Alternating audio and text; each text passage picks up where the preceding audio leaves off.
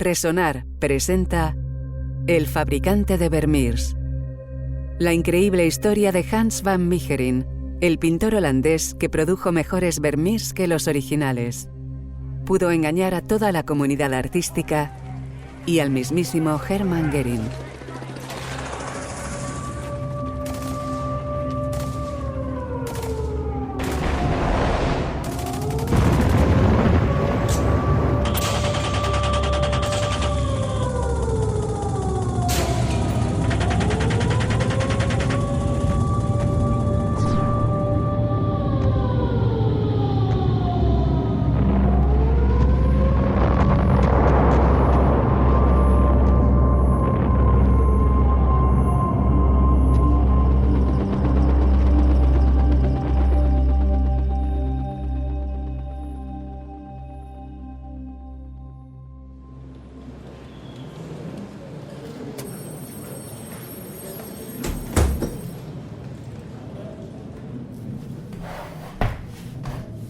Mi nombre es Piller, Joseph Piller. Lamento la demora.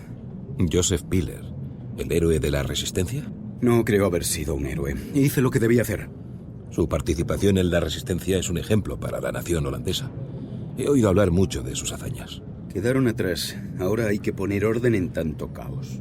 ¿En qué le puedo ayudar? Lo hemos traído a declarar porque hay una serie de comportamientos sospechosos de su parte que requieren explicación. Le escucho. Cuando los nazis nos invadieron, la comunidad judía entró en pánico. Alrededor de 150 judíos se suicidaron en la semana posterior a la invasión de los nazis. Y muchos de ellos dejaron obras de arte sin protección. Fue tremendo. Muchas pinturas holandesas pertenecientes a esas familias judías fueron compradas por los alemanes. Entiendo que así fue.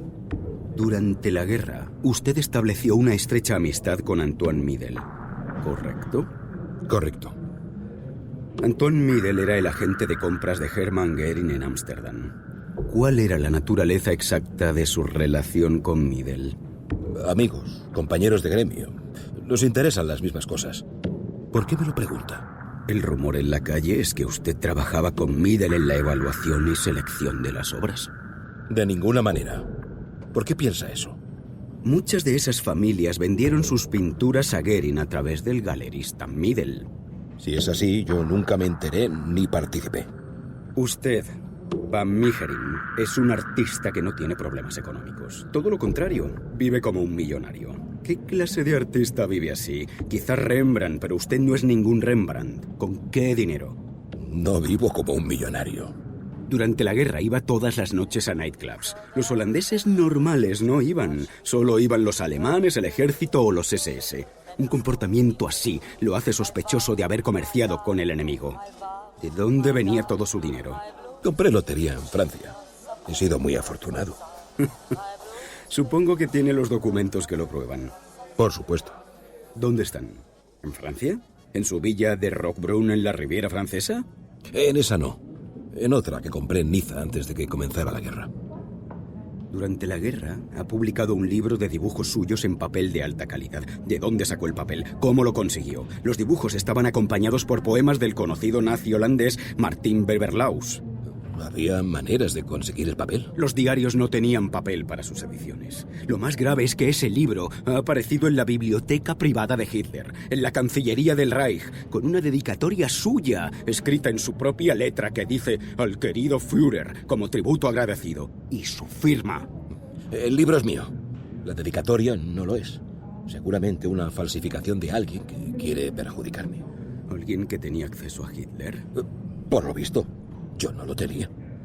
Usted vive como un millonario en una mansión en el mejor barrio de Ámsterdam, enfrente de un canal. Y además mantiene una casa paralela donde hace sus fiestas privadas.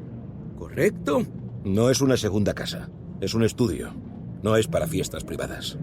Mientras esperaba aquí sentado, hemos hecho una requisa en su segunda casa. Y debajo del piso de roble de Eslavonia hemos encontrado mucho dinero en efectivo y muchas joyas extremadamente caras. ¿De dónde provienen? Cuando gané la lotería en Francia, compré joyas para estar cubierto de cualquier alternativa. Lo mismo con los billetes. En 1942, usted se separó legalmente de su mujer. Sin embargo, siguieron viviendo en la misma mansión y compartiendo una intensa vida social. ¿Qué explicación tiene para eso? Habíamos decidido separarnos. Hicimos todos los papeles, pero luego nos arrepentimos y decidimos seguir con nuestro matrimonio. Hay constancia de una transferencia a su mujer de 800.000 guildern por esa época. Fue parte del arreglo económico del divorcio. También podría ser que quiso salvaguardar la mitad de su patrimonio mediante un divorcio. Si sus acciones ilegales eran descubiertas, lo perdería todo. De esta manera podría conservar el 50%. Es una especulación absurda. No tiene fundamento. Hans van Meegeren, hay evidencias que en 1943 usted estuvo involucrado en la venta a Hermann Göring, número 2 de la jerarquía nazi, de un cuadro Vermeer denominado Cristo con la adúltera. ¿Es correcto? Eso es mentira. Hacer negocios con los alemanes era una clara señal de que su presencia en el país era bienvenida. Un delito de traición a la patria. Nunca he vendido nada a los alemanes. Señor van Meegeren, esto no es un juego. Hermann Göring es la persona que mandó bombardear Rotterdam, destruyó la ciudad, mató a 80.000 personas. Haber vendido un Vermeer a Göring es alta traición a la patria. Y la pena es la muerte. Hablemos con toda seriedad. Soy un patriota, orgulloso de Holanda, de mi país. Dígame, señor van Meegeren, ¿cómo es que usted se vio involucrado en la venta de un Vermeer? Nunca estuve involucrado en esa venta. Tenemos en nuestro poder declaraciones de Middel que lo involucran directamente. Es una mentira de Middel para diluir sus responsabilidades. Veo que no podemos avanzar. Queda detenido. No podrá volver a su casa hasta que su situación se aclare. Espero que reflexione y se decida a decir la verdad. Su situación es muy, pero que muy comprometida. Está en juego su vida.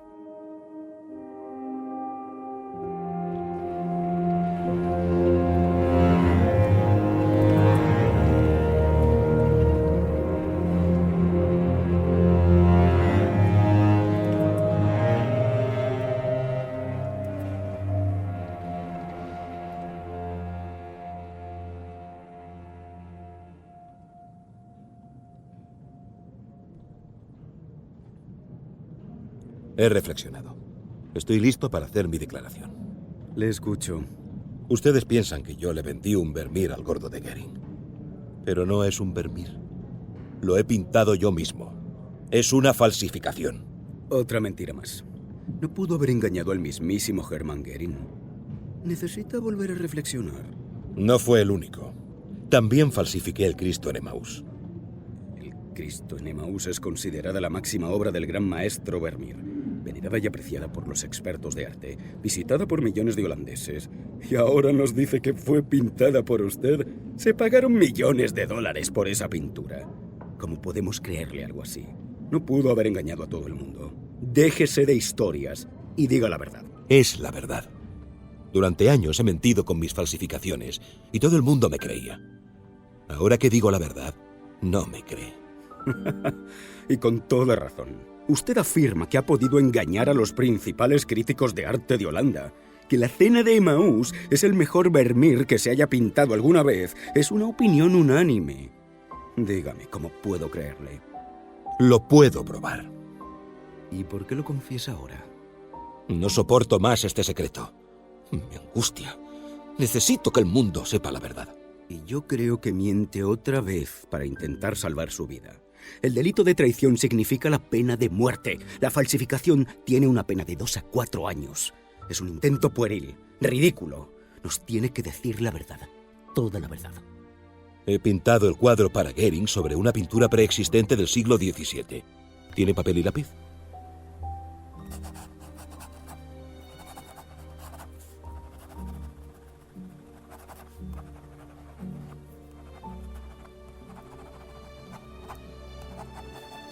Esta es la escena que está detrás de la mano levantada de Cristo. Con un análisis de rayos X la podrán ver. Está ofreciendo una prueba que no se puede comprobar. Las pinturas de Göring están escondidas en cuevas. Nadie sabe dónde. Las están buscando. Van a aparecer. Y cuando aparezcan, podrá verificar que lo que digo es cierto. Lo verificaremos. ¿Alguna otra prueba? He pintado otros Vermeer también. Un par de Frank Hals. En total he pintado y vendido a los mejores museos de Holanda como el Boijmans, el Rijksmuseum y a los coleccionistas más ricos 8 falsificaciones de Vermeer y de Hals. ¿Usted afirma así, con total tranquilidad, que ha engañado a toda la comunidad internacional del arte? Exactamente. 2 de mis Vermeers están colgados en la National Gallery of Art en Washington, donados por el banquero Andrew Mellon. ¿Cuáles? La muchacha sonriendo y el fabricante de encajes. Supongamos que es cierto. ¿Por qué lo hacía? ¿Por dinero? Por dinero no. Lo hice para vengarme de los críticos que me despreciaron a mí y a mi obra. ¿Su obra?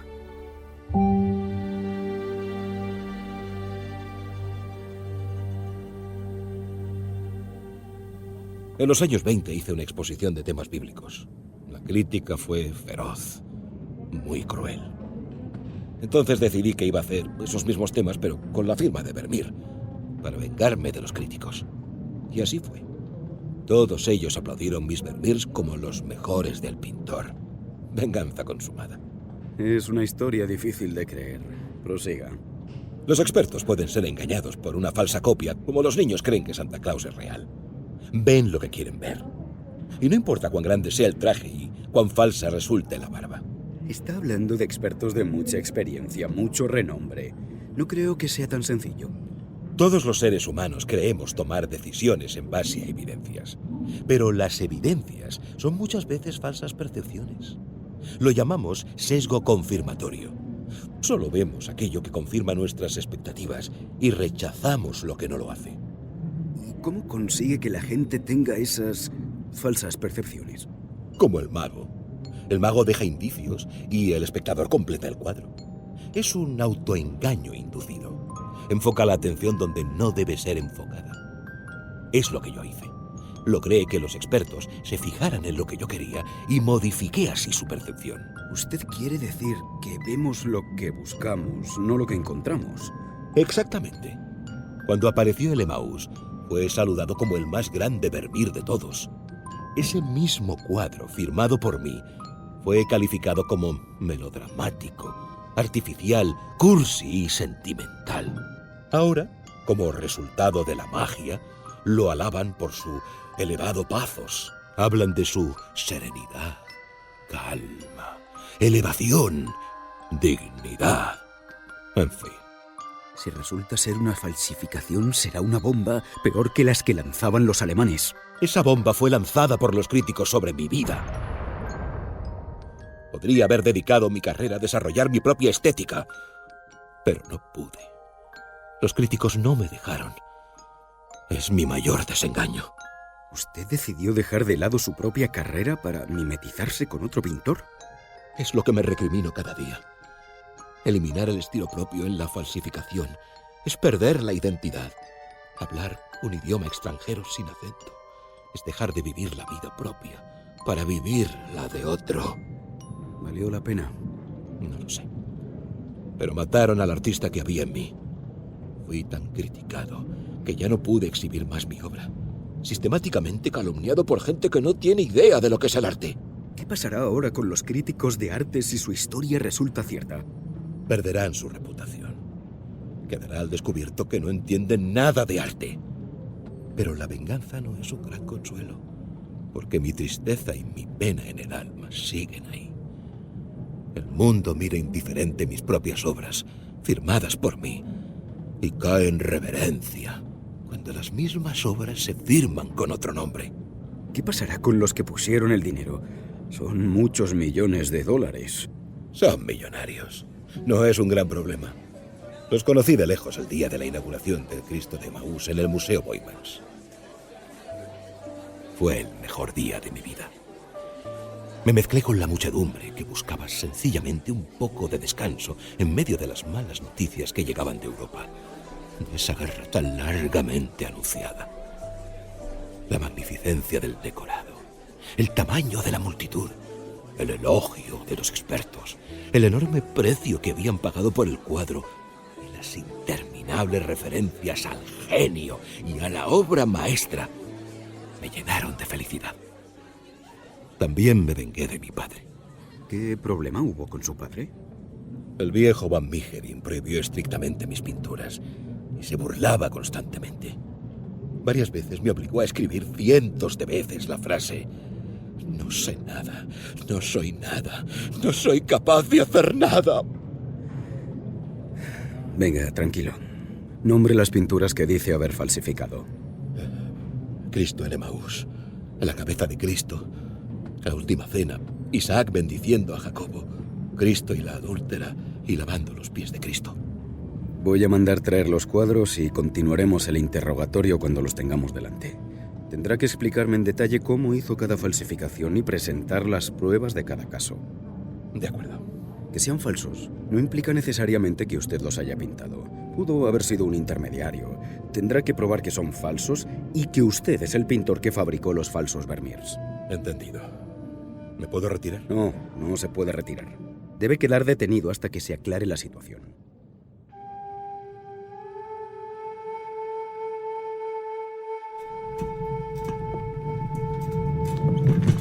Estas pinturas habrían sido codiciadas por los más importantes museos del mundo. Entonces, ¿usted pintó todos estos cuadros? Sí, así es. Estos son mis Vermeers. Mejores que los llamados auténticos. ¿Y vendió las pinturas en varios millones de dólares cada una? No tenía opciones. Si las vendía baratas, nadie hubiera creído que eran auténticos Vermeers. Pero, ¿por qué siguió haciendo falsificaciones después de pintar La cena de Emaús? Ya había obtenido lo que quería. Ya se había vengado de los críticos de arte. No podía parar. Se convirtió en una adicción. Necesitaba probarme una y otra vez. Las adicciones suelen llevar a la pobreza, no a la riqueza. ¿Usted se convirtió en millonario? Es cierto, pero insisto en que no lo hice por dinero. Emaús fue calificada por los expertos como una pieza maestra, la expresión pura de una profunda emoción religiosa sin igual en el arte holandés. Los mismos críticos que habían calificado la misma obra con mi nombre como kitsch. Espero que después de todo esto, los expertos ganen en modestia. He demostrado que los críticos de arte matan ese mismo arte que dicen proteger. Son madres sofocantes que no dejan que los hijos crezcan. Dígame, ¿por qué eligió falsificar justamente a Vermeer? Tenía 5 candidatos. Leonardo da Vinci, Michelangelo, Rembrandt, Frank Hals y, por supuesto, Vermeer. Todas opciones muy ambiciosas. Quería falsificar un pintor que fuera un parámetro adecuado para medir mi propio talento. Si era capaz de falsificar un cuadro de cualquiera de ellos y ser aceptado por los connoisseurs, mis aptitudes quedarían así confirmadas. ¿Y por qué nuestro Vermeer? Primero descarté a Da Vinci y Michelangelo porque no son holandeses. Para que la venganza fuera completa debían ser pintores holandeses. ¿Por qué no Rembrandt? Con Rembrandt todo es complicado, porque sabemos demasiado sobre él. Sabemos quiénes fueron sus alumnos, conocemos todos sus dibujos, su obra temprana, su obra tardía y todo lo que le pasó en el medio. Sabemos dónde vivió, cómo era su casa, tenemos sus cartas. Podemos comparar sus pinturas entre sí. ¿Y Vermeer? Vermeer es un pintor muy especial. Por varias razones. Sabemos muy poco de él. Y encima fue totalmente olvidado durante siglos. El pintor de la luz estuvo en la oscuridad hasta que aparecieron los impresionistas a fines del siglo pasado. Vermeer era tentador porque su historia y sus cuadros son un enigma histórico. Tenía muchos huecos que era posible completar. Fue ignorado durante 200 años hasta que, a fines del siglo pasado, el crítico Théophile Toguet sacó los cuadros a la luz. Vermeer pasó a estar de moda. Ahora está a la par de Rembrandt. O más. Cuando descubrió La joven de la perla, fue una sensación. Todos nos quedamos esperando nuevos descubrimientos y fueron apareciendo uno detrás de otro. ¿Qué otros Vermeers fueron descubiertos? Uno que apareció a fin de siglo es el Cristo y la adúltera. Luego apareció Cristo en casa de Marta y María. La búsqueda de Vermeer se convirtió en el mundo del arte en el equivalente a la búsqueda del cáliz sagrado en el mundo religioso. Veo que hay preponderancia de temas bíblicos en los nuevos descubrimientos. Exactamente. Estudié con detalle lo que se sabe de la vida de Vermeer y descubrí un periodo ciego de 12 años. Tuve entonces la idea de crear una serie de pinturas para completar ese lapso de su vida. Esa serie empezó con Cristo en Emaús. De todos modos, Vermeer parece una decisión peligrosa. ¿Por qué no elegir pintores de segunda línea? Peter Cleese, Frans van Mieris se venden a muy buenos precios, más que suficientes para llevar una buena vida y no estar expuesto a un examen público tan intenso. Porque no satisfacía mi deseo de venganza. Solo 3 artistas holandeses servían para este propósito: Rembrandt, Vermeer y Frans Hals. De Frank Hals ya había hecho varios y había dejado de ser un desafío. Pero, ¿cómo es que los expertos se equivocaron tanto? ¿Cómo saludaron a Jesús en Emaús como algo auténtico, como superior a la joven de la perla y la lechera, que pasaron a considerarse de segunda categoría? Para hacer falsificaciones auténticas, lo más importante es el aspecto psicológico. La técnica es crucial, pero es solo una parte del proceso. ¿El aspecto psicológico? Un falsificador es un mago, un artista, y la falsificación es una performance. El comprador ve lo que quiere ver y el falsificador consigue que el comprador vea lo que él quiere que vea. Y cuando el mago anuncia que está listo para el próximo truco, el truco ya está hecho. Sea específico, Van Meegeren. ¿Qué quería ver el comprador? ¿Y qué hizo usted que viera? Todo lo que hice fue pintar un cuadro igual al que Bredius había pronosticado que podría aparecer. Fue como un cuadro por encargo, como si Bredius lo hubiera pedido con todas las especificaciones. ¿Abraham Bredius? ¿El crítico retirado que vive en la Riviera Francesa? Exacto. El crítico más importante de Holanda había descubierto 2 Vermeers y había pronosticado que seguramente aparecerían otros de la misma serie. Bredius se convirtió en mi principal objetivo, en mi víctima potencial. Fue justamente Abraham Bredius el que más influyó con su dictamen tras la aparición de Cristo en Emaús. Exactamente. Y después toda Holanda. No era un Vermeer igual que los existentes, sino uno diferente que tenía los elementos típicos de los cuadros, pero dispuestos de otra manera. ¿Por qué diferente? Lo que hacen habitualmente los falsificadores es una copia exacta. Justamente quería evitar la copia exacta. ¿Por qué? En primer lugar, yo quería expresar mi sensibilidad y mi estética. Segundo, porque ante una copia exacta, el experto se siente incómodo. Tiende a rechazarla. Hace falta que los espectadores completen la pintura ellos mismos, que se involucren emocionalmente. Leonardo da Vinci es un ejemplo claro de la imagen deliberadamente difusa para estimular la curiosidad e interés del espectador. Es como dejar pistas falsas para que un detective llegue a las conclusiones equivocadas. Exactamente. ¿Qué señales dejó en el cuadro? Verá, Vermeer era conocido por repetir objetos en distintos cuadros. Incluí objetos familiares que ya se habían usado en otras obras suyas. Usé esa misma luz que entra por la ventana, los puntos de luz en el pan de Emaús, el azul y el amarillo, la firma, el tema religioso, el gran tamaño y fundamentalmente la influencia de Caravaggio. ¿Caravaggio? ¿Qué tiene que ver con Vermeer? Según muchos historiadores, Vermeer viajó a Italia y estudió con Caravaggio. Al hacer una escena parecida, inducía al experto a pensar que la pintura era prueba del vínculo entre Caravaggio y Vermeer. Para que pareciera Vermeer, tenía que parecerse a Caravaggio. Y he ahí que aparece el acto de magia, el autoengaño. ¡Exacto! Todo falsificador juega al juego de yo pienso que tú piensas que yo pienso. Cada uno trata de anticipar al otro. Si el crítico de arte descubre por sí mismo la relación con Caravaggio, su propio descubrimiento lo va a convencer de que es un Vermeer. De pronto, el experto quiere que sea un Vermeer. ¿Y qué obra de Caravaggio eligió? Decidí hacer un nuevo cuadro sobre la escena en la que Cristo comparte la cena en Emaús con 2 viajeros. Justo en el momento de compartir el pan se dan cuenta de que es Jesucristo resucitado. Caravaggio tiene 2 cuadros sobre Cristo en Emaús. Decidí pintar según la segunda versión, no la primera. ¿Por qué? La diferencia entre ambos cuadros de Caravaggio es que en el primer cuadro se muestra el momento antes de la revelación. En el segundo cuadro pinta el momento después de dicha revelación. Ese es el que elegí para mi propia versión de Cristo en Emaús. Es el mejor de toda la escena. Muy bien. El aspecto psicológico está claro. Vayamos al aspecto técnico. Lo más difícil es pintar al óleo y que la pintura pueda resistir la prueba del alcohol. La pintura al óleo con el paso del tiempo se endurece y cuando se pasa un algodón con alcohol, la pintura no se disuelve. Pero sucede lo contrario cuando la pintura es reciente. ¿Cómo se hace la prueba? Sencillo. Se frota el algodón con alcohol sobre la pintura. Si el color de la pintura aparece en el algodón, es falso. ¿Qué sentido tiene pintar una falsificación que se puede descubrir simplemente con un poco de algodón mojado con alcohol? Entonces... Aquí es cuando entra en juego la baquelita. Descubrí que los pigmentos a base de baquelita podían simular al óleo endurecido. Esa fue la clave de mi éxito.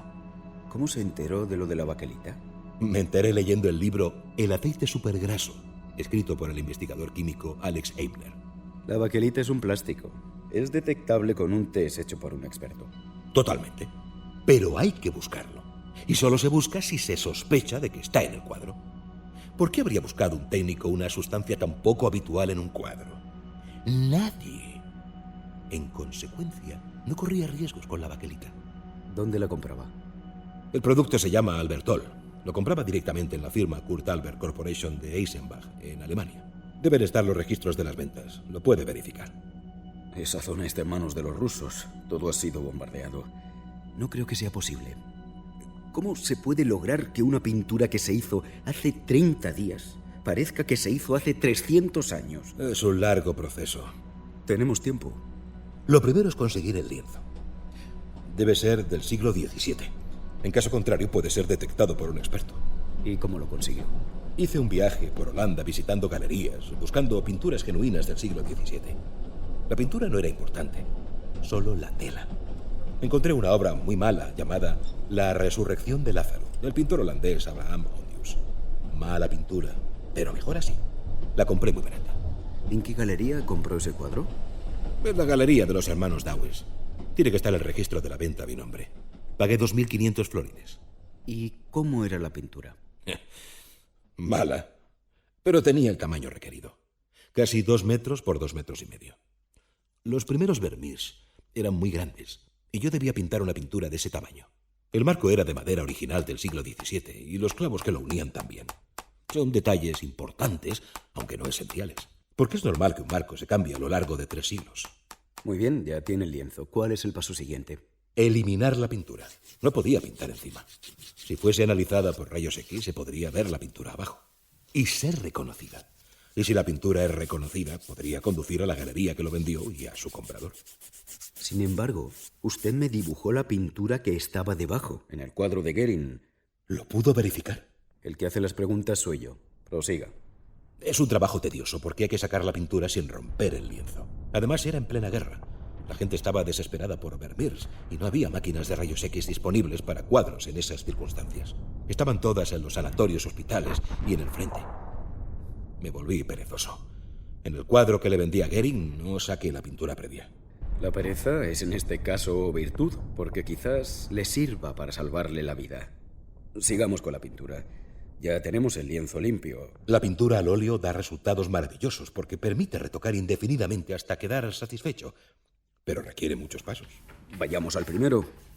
Primero hay que aplicar una capa de adhesivo para proteger las fibras. Después, una capa de yeso para alisar la superficie. Después, una capa de aceite con talco y aceite de lino para suavizar la superficie aún más. Y luego, empezar a pintar, pero usando las técnicas del siglo XVII, que son muy distintas a las de ahora. Deme un ejemplo. Todo se debe pintar en capas porque muchos de los colores no estaban disponibles como están ahora, en tubos. Si el pintor quería obtener un amarillo oro, primero tenía que pintar una capa de blanco plomo. Una vez seco, debía aplicar una capa de oro ocre transparente y así lograr el efecto buscado. Ahora se usa el amarillo cadmio. ¿Dónde consiguió los pigmentos y las pinturas? Los preparaba yo mismo, con materiales crudos, como lapislázuli, albayalde, agil y cinabrio, usando antiguas fórmulas para asegurar su autenticidad. Por ejemplo, el blanco usado por Vermeer y sus contemporáneos se llamaba blanco plomo, porque se hacía justamente con plomo. Secaba bien, pero era venenoso. Ahora se usa el blanco zinc. El famoso color azul de Vermeer, su color preferido, era el llamado ultramarino, llamado así porque en la materia prima, la piedra preciosa lapislázuli, se traía por barco desde Allende los mares. De ahí su nombre. ¿Y dónde compraba el lapislázuli? En Winsor & Newton, en Londres. ¿Y cómo lo consiguió durante la guerra? No pude conseguirlo.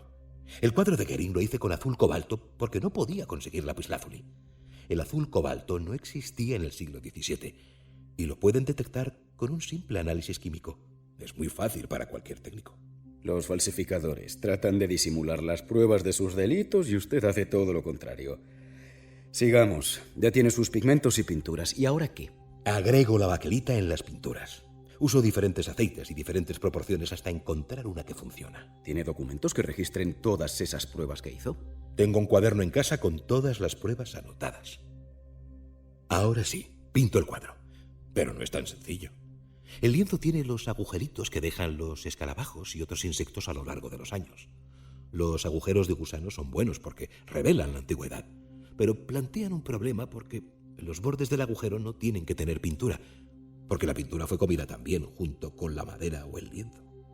Si el falsificador pinta sobre el lienzo, los agujeros de los gusanos se llenan de pintura y revelan que la pintura no es antigua, sino reciente. Exactamente.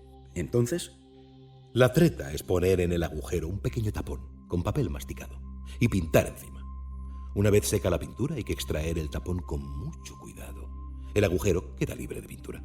ingenioso. ¿Ahora sí se pone a pintar? No, todavía no. Hay que fabricar pinceles de pelo de tejón melero, similares a los que se sabía que usaba Vermeer y los pintores del siglo XVII. Es esencial para conseguir el toque Vermeer. ¿Cómo los conseguía? Compraba la piel en un mercado y fabricaba los pinceles a mano. Bueno, ¿ya tenemos todo para pintar? Así es. Pinto y pongo la pintura en el horno a 120 grados durante 2 horas. ¿Cómo sabía la temperatura y el tiempo que hacían falta? Hice lo mismo que Edison cuando inventó la lamparita. Tenía la certeza de que la baquelita calentada al horno y mezclada con los pigmentos era la solución. Probé con todos los aceites disponibles, con todas las temperaturas posibles, todos los tiempos de hornos. Un día saqué la pintura del horno, froté la pintura como siempre varias veces y... ¡Eureka! La pintura no era soluble en alcohol. El milagro había ocurrido. Empecé a llorar como un niño y a saltar de alegría. Entonces los Vermeers fueron hechos en plástico. Un plástico creado en laboratorio que no existía hace 10 años. Así es, pero los problemas no terminan ahí. ¿Qué falta ahora? El siguiente problema son los pliegues y minigrietas. Lo que los franceses llaman craquelure. El lienzo se expande y se contrae. Como las capas de pintura no siguen exactamente las exigencias de la tela, se forman las minigrietas. Hay que conseguir artificialmente esas grietas que revelan la edad de una pintura. Exacto. La cocción de la pintura en el horno la convierte en frágil y quebradiza. En cuanto saqué el Cristo en Emaús del horno, apliqué una capa de barniz y puse la pintura a enfriar. Luego vinieron los 2 minutos cruciales. Tomé la pintura, la doblé sobre mis rodillas y empujando firmemente con mis manos, logré las famosas minigrietas, la craquelure. Para asegurarme de que las grietas ocurrieran al azar, cambié el ángulo de la tela y repetí el proceso. Funcionó perfectamente. Con la baquelita resolví 2 problemas, el test del alcohol y la craquelure. ¿Algo más? Sí, hay que oscurecer las minigrietas para que parezca que han acumulado suciedad a lo largo de los siglos. Una nueva aplicación de tinta china lograría el efecto de sucio. ¿Listo? No, todavía no. Había que arruinar un poco la pintura para simular posibles maltratos a lo largo de tantos años. Algunos rayones al azar en toda la tela, alguna pequeña rotura del lienzo. El marco original era muy grande. Lo tuve que cortar a la nueva medida. Finalmente, tomé los clavos originales del siglo XVII y volví a colocar la pintura en su marco original. Bien, ya tenemos el cuadro. ¿Qué pasó luego? Hice llegar el cuadro a Abraham Bredius a través de un conocido común. ¿Y cuál fue su reacción? Quedó enamorado del cuadro desde el momento que lo vio.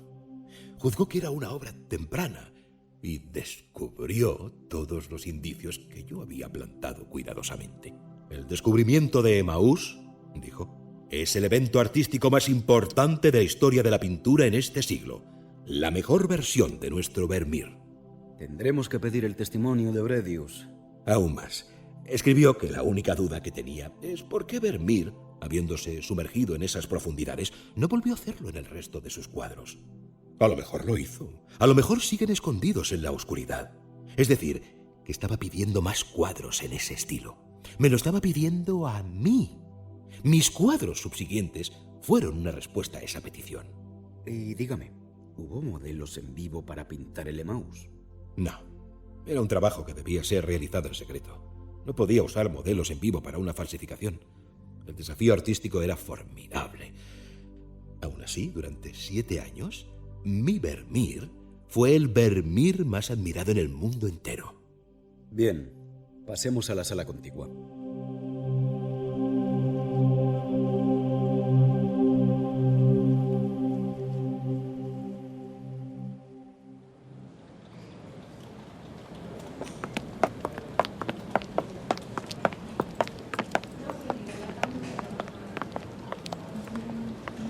¿Su nombre, por favor? Abraham Bredius. Señor Bredius, le agradecemos que haya venido especialmente de Mónaco para esta reunión. Usted es el experto en arte más importante de Holanda, coleccionista de arte, historiador y curador de museos. He leído en los diarios las falsas alegaciones de Hans van Meegeren y he hecho este viaje, a pesar de mi salud, para desmentir rotundamente sus afirmaciones. ¿Cómo entró en contacto con la pintura? Me fue entregada para su evaluación y certificación como Vermeer, trabajo que hago habitualmente. ¿Qué sintió la primera vez que la vio? No fue sin emoción que sostuve por primera vez este lienzo. Lo veía a través de la suave luz del atardecer, y poco a poco las bellezas de cada detalle se mostraron debajo de mis ojos. El análisis de una obra compleja requiere mucha paciencia por parte del connoisseur. Lo primero que sucede es que el ojo es invadido por la impresión del conjunto, la gracia del tema y la armonía general de los tonos.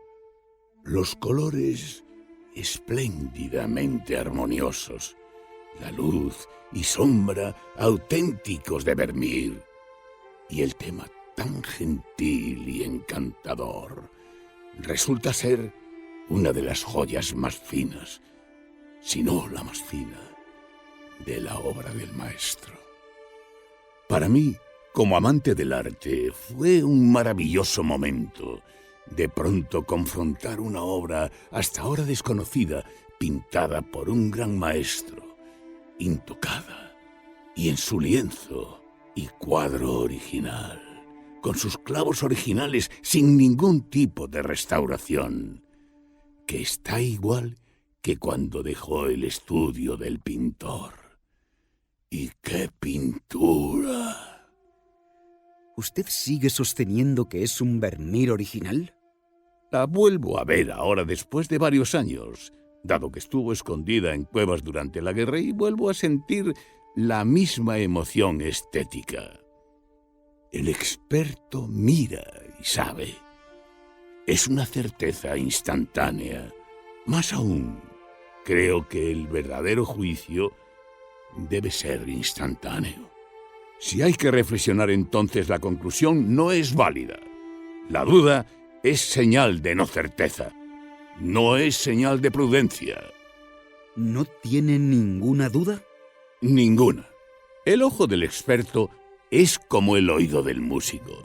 Enseguida detecta la nota que desafina. Hay varias pruebas que indicarían que el cuadro es falsificado. Me pueden traer 1000 pruebas científicas. No me importa. Nada puede reemplazar mi sensibilidad de experto. ¿El ojo o la química? ¿Qué es lo que debe prevalecer? Para mí, es el ojo. Ningún tubo de ensayo puede reemplazar la sensibilidad y el sentimiento interior de un conocedor. Sigo agradeciendo a Dios que este cuadro haya salido de la oscuridad en la que estuvo tantos años para iluminarnos con su extraordinaria luz. El cuadro irradia una profundidad de sentimientos que no se encuentra en ninguna de las otras obras de Vermeer. Al verla, tuve problemas para controlar mis emociones. La composición, la expresión, el color conforman una unidad del arte más elevado, la más encantadora de las bellezas. Aquí Vermeer nos ha dado toda su alma.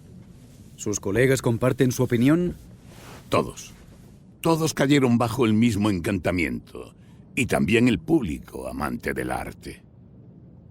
Pues, como habrá leído en los periódicos, Van Meegeren reclama que estos cuadros no son de Vermeer, que son falsificaciones y que han sido pintadas por él. Conozco perfectamente al señor Van Meegeren desde el comienzo de los años 20, la época en que exponía sus mediocres cuadros. La cabeza del Cristo y Emaús no pueden ser de ese mentiroso. Puede que lo sean los siguientes. Meegeren se ha basado en estos dos cuadros para producir una serie. Podría ser, pero no esos dos. Durante muchos años, hasta que empezó la guerra, Emaús fue el cuadro más famoso de Holanda porque resonaba con los gustos y valores de nuestro pueblo en esos años inquietantes. Misterio, quietud, piedad, sobriedad, modestia. Son dos cuadros que exceden ampliamente sus posibilidades. Revelan una capacidad de transmitir los sentimientos humanos por medio de la pintura y de los pinceles que no puede ser superada. Es la cumbre del arte pictórico humano. Sabía que Van Meegeren es un mediocre. Ahora sé que también es un mentiroso.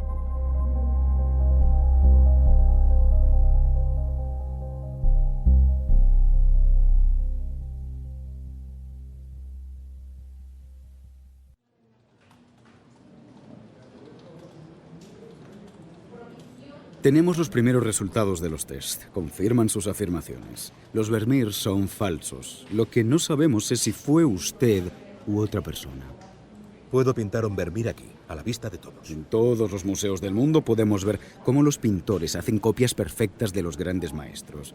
¿Qué probaría su oferta? Yo no voy a pintar una copia. Voy a pintar un cuadro original de Vermeer. Otro de la serie bíblica. ¿Sin modelos en vivo? ¿De memoria? Sin modelos en vivo. De acuerdo. ¿Qué tema va a elegir? El joven Cristo en el templo. Será un cuadro grande, de 1,5 metros por 1,80 metros. Necesito un lienzo, pigmentos, pinturas y pinceles que están en mi estudio. Son fundamentales para conseguir el efecto Vermeer. Antes de pasar a la nueva pintura, debemos aclarar el papel de su esposa. Nunca supo nada. El Emaús fue pintado en Niza, en la Villa Roquebrune, ¿correcto? Correcto. ¿Su mujer lo vio pintar el Emaús? Sí, claro, vivíamos juntos. Entonces su esposa sabía lo que estaba pasando, y el divorcio fue simplemente una simulación para conservar el 50% del patrimonio. Mi mujer no sabía lo que estaba pintando. Era simplemente otro cuadro más. Siempre hubo temas bíblicos en mi taller. ¿Y cuando ese mismo cuadro apareció en el Boijmans como el gran Vermeer recientemente descubierto? A mi mujer no le gusta la pintura. No va a los museos. Y si hubiera ido no lo hubiese reconocido.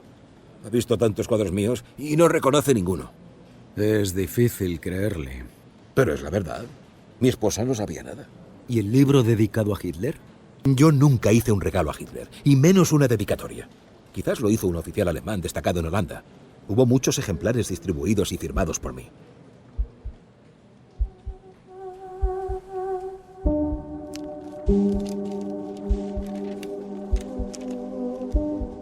De traidor a héroe. Hemos perdido varios Vermeers, pero hemos ganado un Van Meegeren.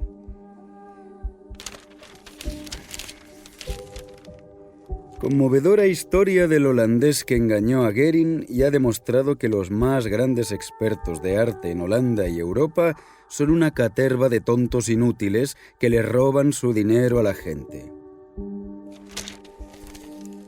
Los holandeses lo adoran. Es el segundo hombre más popular de Holanda después de la reina. Me he vengado de mi padre, de los críticos y de los nazis. De todos aquellos que me agraviaron. ¿Está terminado el cuadro? Algunas veces la gente prefiere una falsificación antes que el original. Este es uno de esos casos. La similitud es evidente. Si usted pintó esta pintura, pintó también las demás. No es una prueba definitiva, pero el impacto psicológico es muy grande. Pero está claro que los cuadros posteriores a Emaús son de una calidad muy inferior. ¿Por qué? ¿Para qué esmerarse si se vendían igual? No tenía sentido. Cristo en Emaús se había convertido en la nueva unidad patrón de Vermeer. Todo lo que se le pareciera pasaba a ser auténtico. No tenía que competir con Vermeer, sino consigo mismo. Eso es. ¿Y cómo es que cuadros tan rudimentarios se vendían igual en sumas millonarias? Los holandeses queríamos conservar el patrimonio artístico. Ningún cuadro debía abandonar tierra holandesa. Era un acto patriótico. Estaba en juego nuestra identidad, que los nazis querían doblegar. Querían incorporarnos a la gran Alemania, como hicieron con Austria, con los Sudetes. Nosotros resistimos con todas nuestras fuerzas. Y usted se aprovechó de ese sentimiento patriótico. Yo siempre hice lo mismo, pintar. Durante la guerra, el Emaús fue escondido en cuevas protegidas de los bombardeos. Nadie lo vio. No se podían hacer comparaciones. Estuvo años escondido y eso contribuyó a alimentar la leyenda y la fantasía de los holandeses. Y eso no hace más que confirmar que la verdadera falsificación son los expertos de arte. Simplemente snobs que no saben nada. No entienden nada.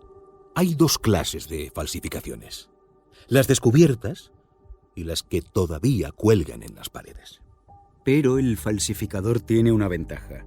No crea nada original, sino que se basa en un modelo creado por otro. No es mi caso. Nunca pinté una copia. Mis pinturas son todas originales y tan bellas y verdaderas como las de Vermeer. Son fieles a la esencia espiritual del pueblo holandés. Por eso fueron consideradas auténticas, porque reflejan nuestro mundo interior. No dejan de ser un engaño. Mis engaños son fáciles de perdonar y de olvidar. ¿Qué tiene de malo sacarle dinero a un millonario que tiene la soberbia de gastar millones de dólares en una obra de arte?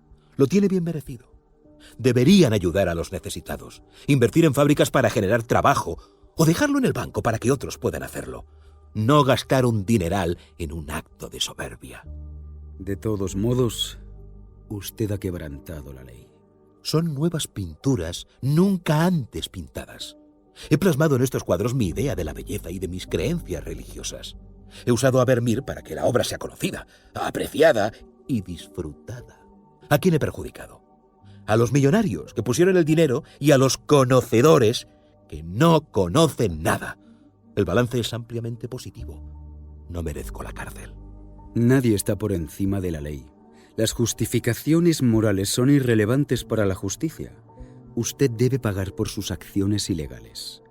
Un falsificador profesional, simpatizante nazi, que hizo tratos de negocios con los nazis, que escribió una dedicatoria en un libro para Adolf Hitler con su propia mano, y es ahora considerado un héroe. Ya se ha escrito una novela sobre su vida, una biografía ilustrada y un libro con sus pinturas para niños de primaria. Es usted un hombre afortunado. Ha conseguido la simpatía de toda la sociedad holandesa. Soy el Robin Hood holandés, el hombre que quebró a la ruleta en Montecarlo. Solo le robo a los millonarios. Por eso la gente me quiere. Supongamos que un día compra usted un Picasso. Supongamos. Pero un día se entera de que la pintura es falsa. ¿Qué pasaría? Pues que el placer de ayer se transformaría en el reproche de hoy, y la pieza maestra que antes estaba en el mejor lugar del salón sobre la chimenea sería trasladada al cuarto de baño de invitados. ¿Qué ha cambiado? La verdad y la belleza siguen siendo los mismos. Es lo único que importa. Todo el resto es un asunto de mercaderes y coleccionistas arribistas. El arte se ha convertido en un mecanismo de ascenso social. 1000 test de laboratorio no van a arruinar la belleza y la verdad de mis cuadros. Sus dueños pueden seguir disfrutándolos como han hecho hasta ahora. No hay posibilidad de disfrutar un Picasso falso. Es la condición humana. Ese es el problema. Antes mis pinturas valían millones y ahora no valen nada. Antes la gente venía de todo el mundo y pagaba dinero para apreciar las obras. Ahora nadie cruzaría siquiera la calle para verla gratis. La pintura no cambió. Es la misma. ¿Cuál es el problema? El ser humano. Dígame, ¿por qué no dijo la verdad estos años? Siempre tuve dos opciones. Seguir callado y vivir como un millonario, o decir la verdad y ganar fama y reconocimiento, y posiblemente la cárcel por falsificador. Nunca logré dar ese paso. Cuando estalló la guerra, simplemente había que sobrevivir. Su estrategia de aparecer como víctima ha sido un éxito. Es usted un héroe, una leyenda. A nadie le interesan sus conexiones nazis. Nunca he tenido conexiones nazis. El libro tiene mi firma falsificada. Su relación con los nazis no encaja en la narrativa. Holanda ha encontrado a su héroe, con el apoyo de la opinión pública, su pena va a ser muy leve. La mínima probablemente 1 año. Iré a la cárcel como falsificador, como criminal, cuando hice mucho más bien que mal. El pueblo holandés ha disfrutado de una pintura que antes no existía. Ese placer estético, ese disfrute del arte y de la cultura, ¿son verdaderos o son falsos? Son verdaderos, porque he dado al mundo imágenes que antes no tenía. Pero tengo una pequeña confesión que hacer. ¿Otra más? Cuando pinto un Vermeer, dejo de ser yo. Dejo de tener voluntad. Hay alguien o algo que guía mi mano. Yo siento que soy solo un intermediario. Como una experiencia mística. ¿Eso es lo que quiere decir? Exactamente. Yo siento que soy la reencarnación de Vermeer. ¿Cómo puede probar eso? ¿Cómo puede usted probar lo contrario? Me gustaría ofrecérselo como regalo. Sigue siendo un cuadro mío. Aprecio su gesto y se lo agradezco, pero no creo que sea apropiado recibirlo. Es una prueba de su inocencia, pero también de su culpabilidad.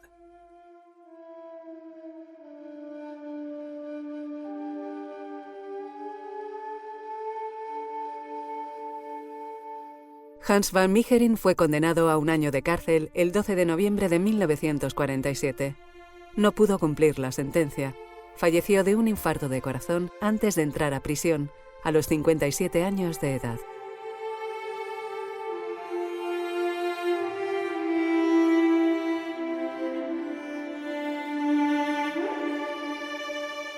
El fabricante de Vermeers, basado en una obra de Lázaro Drodnes. Dirigido por Vicky Tesio, con Pablo Ibáñez como Joseph Piller, Esteban Massana como Hans van Meegeren y Luis Grandío como Abraham Bredius. Diseño sonoro de Chuse Fernández. Una producción de Resonar. Gracias por la escucha. Síguenos en redes sociales y en nuestra web resonar.org.